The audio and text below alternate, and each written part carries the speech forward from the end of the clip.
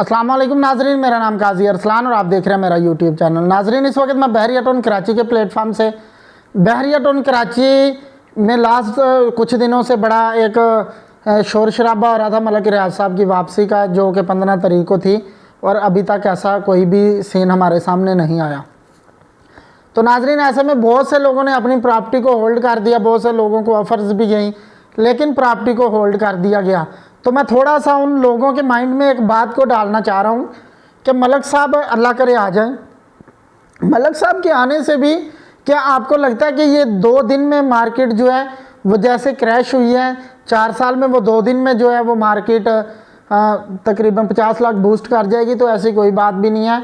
सबसे पहले मैं ये नहीं कहता लोग अपनी चीज़ें नुकसान में बेचें, लेकिन हाँ, जिन लोगों ने बुकिंगों पे चीज़ें ली हुई हैं और वो कहीं और इन्वेस्टमेंट करना चाहते हैं, लेकिन उनका इरादा ये था कि मलक रियाज साहब की कोई सेटिंग हो गई है और वो वापस आ गए हैं, तो अब हम देखते हैं कि हम कितना इसमें ज़र बादल कमा सकते हैं। तो नाज़रीन, अभी तक तो ऐसी सिचुएशन भी कोई नहीं है और मैं आपको वाज़ेह बता दूँ कि मुल्क के जो हालात बन चुके हैं, मुआशी हालात जो हैं, वो अभी कुछ लगता नहीं है कि अभी कुछ संभलेंगे।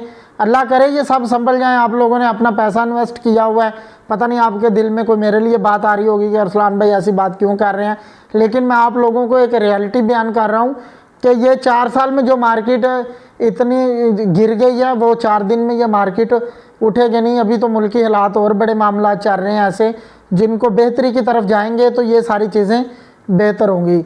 एक बात ये थी नाजरीन। दूसरी बात ये थी, बहरिया टाउन कराची में अगर आपका घर है, विला फ्लैट है, ऑफिसेज हैं, अगर आप उसको सेल आउट करना चाहते हैं या रेंट पे लेना चाहते हैं, इसके अलावा बहरिया टाउन कराची में तो आज जो काम हो रहा है मैं आपको बताता चलूँ, इन्वेस्टर का काम नहीं हो रहा, सिर्फ एंड यूज़र का काम हो रहा है। जो यहाँ पे आ रहे हैं, बहरिया टाउन की जैसी सोसाइटी को इंजॉय कर रहे हैं, उस सोसाइटी के मज़े ले रहे हैं और अपनी लाइफ का जो है ना वो बड़ा कह रहे हैं कि हम अपनी लाइफ को सुकून और आरामदा बनाएं, ये वो लोग आ रहे हैं नाजरीन।